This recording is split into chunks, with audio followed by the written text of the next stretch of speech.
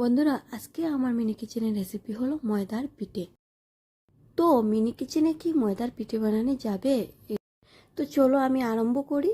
তো প্রথমে ময়দাটারে আমি গরম জল দিয়ে ভালোভাবে মেখে আমি রেখে দিয়েছিলাম।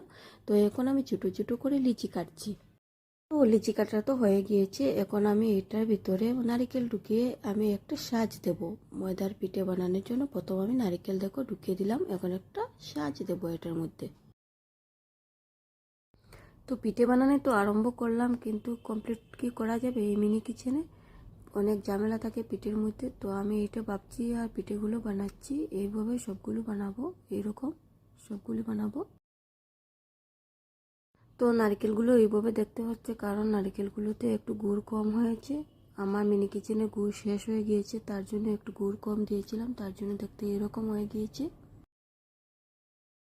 তো বড় বড় হাতের মধ্যে ছোটো ছোটো পিঠে বানানো অনেক অসুবিধা হচ্ছে। এই ছোটো ছোটো পিঠেগুলো ধরাই যাচ্ছে না, সাজিয়ে দেওয়া যাচ্ছে না, কোনোভাবে এরকম দিচ্ছি। এই মিনি কিচেনে আমি কত কী যে বানাবো, সবগুলো আমি একবার ট্রাই করব কী কী বানাই যায় এই মিনি কিচেনের মধ্যে।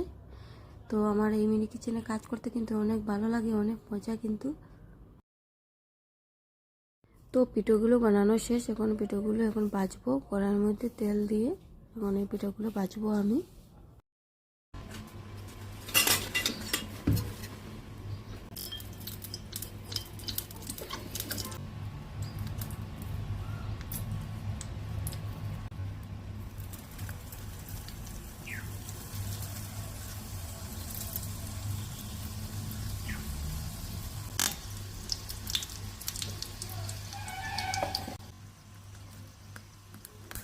তো পিঠেগুলো এইভাবে আমি ভাজবো।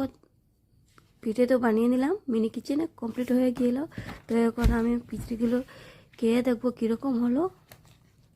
তো আজকের জন্য টাটা, আর একটা ভিডিও নিয়ে আসবো। টাটা আজকের জন্য।